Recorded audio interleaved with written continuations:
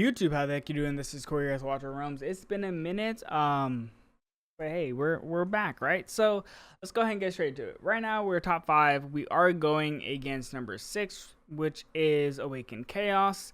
It is a pretty close match right now, but obviously I fully anticipate us going ahead and pulling away. By the time that I go ahead and wake up tomorrow, we should be comfortably in the lead, I would imagine. Anyways, we do have some attacks to go through. We went 3-2, which is super unlucky. You're going to see this one. It is the most infuriating thing on the planet just to see how RNG worked. But my job is to go ahead and explain why it worked the way that it did. So let's go and get straight into the actual attacks. Now, this is going to be a standard, well, relatively standard Nightmare team. Typically, you would go and see a Wukong, but in this case, we're looking at Beelzebub. So what we go ahead and do is we pretty much build a standard swarming composition here. Now, one of the really tricky things is there is always going to be RNG that's involved with Ymrit as to whether he's going to inflict the freezes on the units, and then secondly, there's some RNG that's also involved with just specifically Hotsit and how her bounces are going to be. So we go ahead, just set up the normal strategy.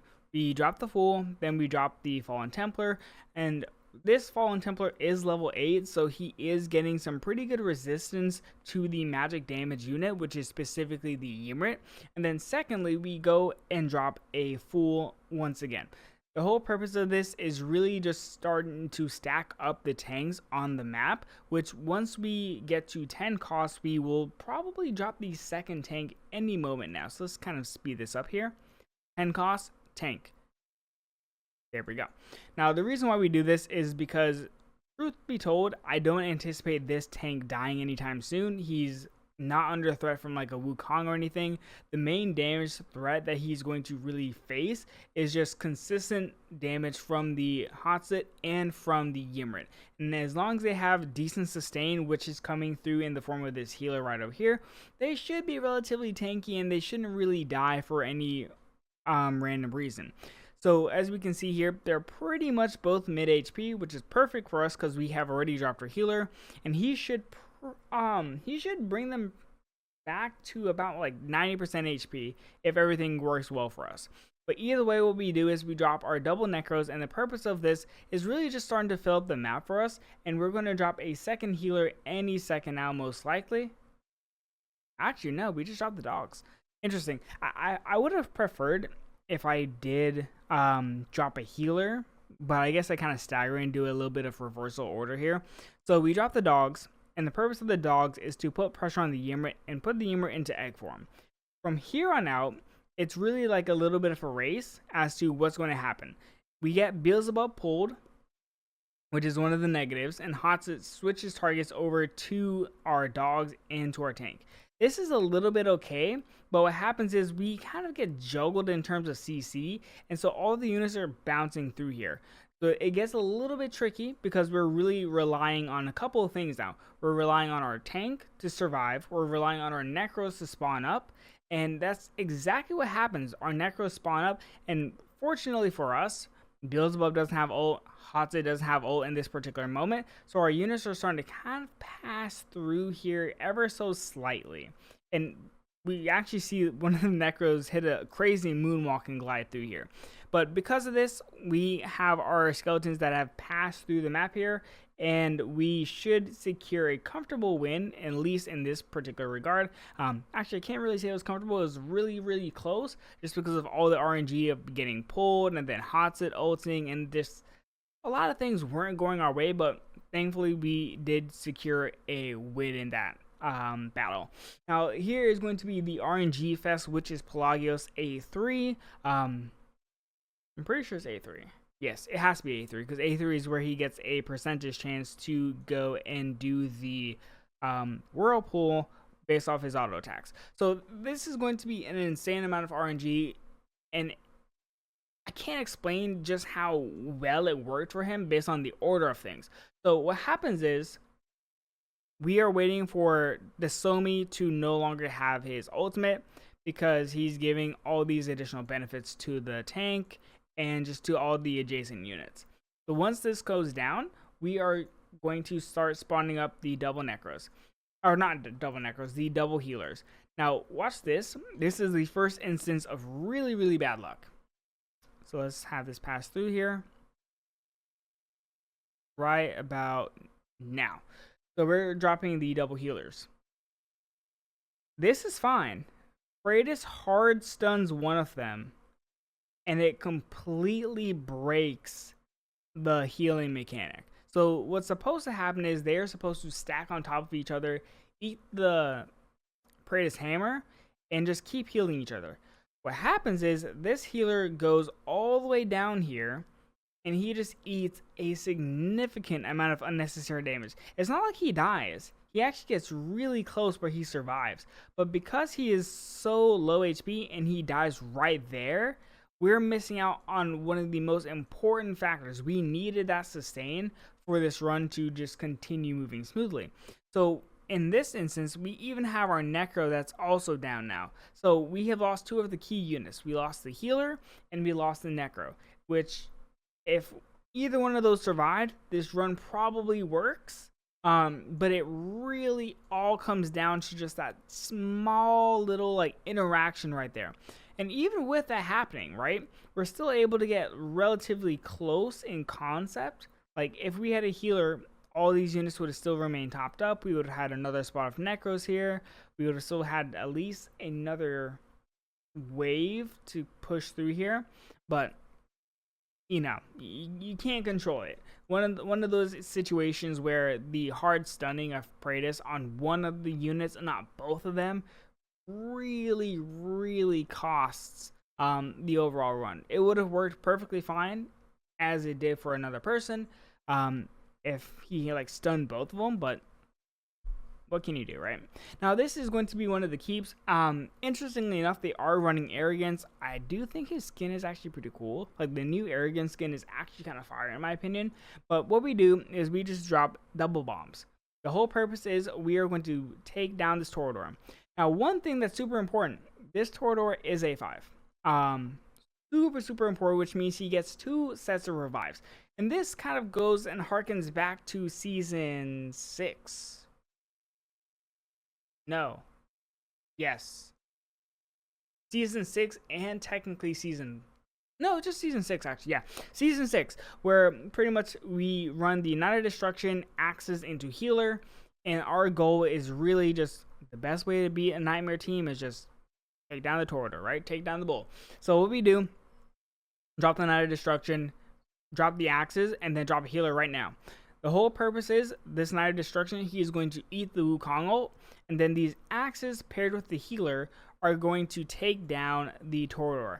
Now, one of the most important things is the Night of Destruction actually deals some relatively decent damage, and so our goal is just to knock down the Torador, which we should see right about now. It should go down. Damn. There goes the Torador.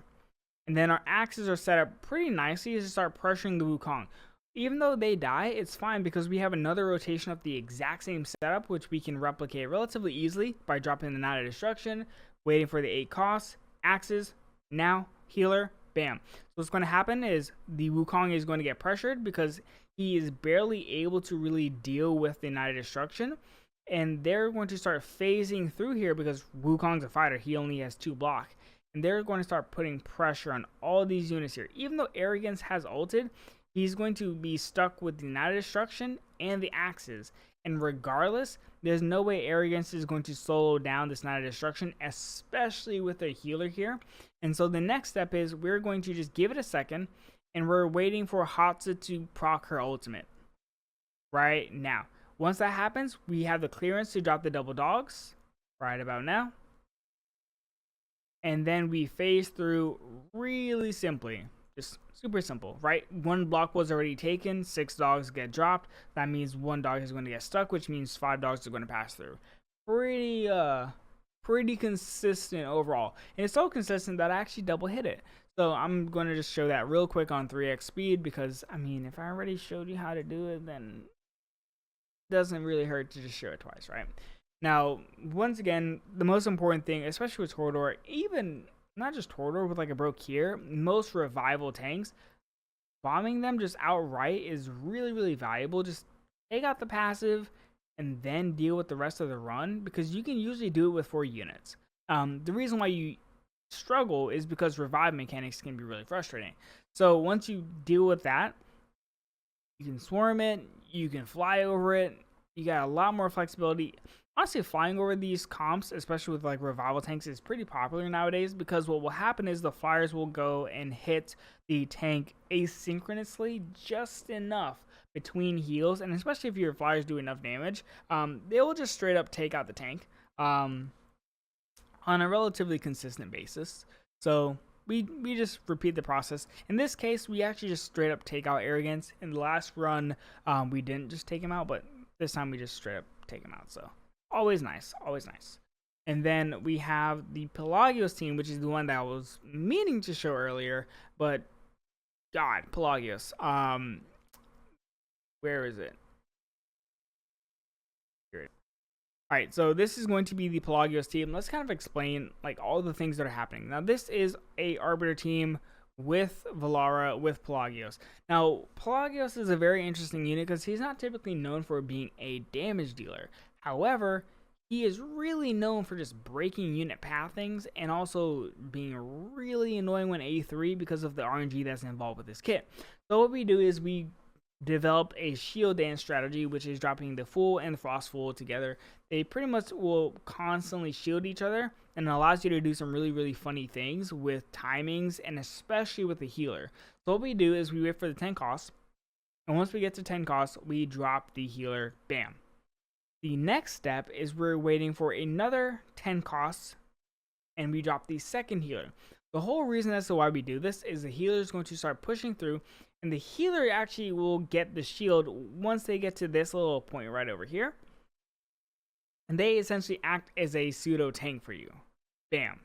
There's this. Wait. That's actually the first interaction that doesn't go our way. We needed the shield to go on him. Oh, I know why. The shield doesn't go on him because the two fools are stacked on top of each other, and Pelagios ults, but he never brings the healer back into the healers, back into the shielders. So that's one of the first things. We kind of needed Pelagios ult to actually do the tile pool. Otherwise, it really messes with the timings overall, but that's not the end all be all. It's one negative thing that's not ideal, but we already have the other healer that's also right over here, so it's not the end of the world, right? See, bam, he gets shield now, which is fine. He's giving heals. He's doing his job. A little bit close to death, and he dies right there. But everything else, for the most part, is fine up until this point. We have our Shadow Keepers and our healer. They are going to start getting some sustain here. And here's the negative, right? Pelagios ults, no Whirlpool. Pelagios autos, Whirlpool. And watch this. Pelagios autos, right about now. Whirlpool. Breaks everything. Breaks everything. Breaks everything.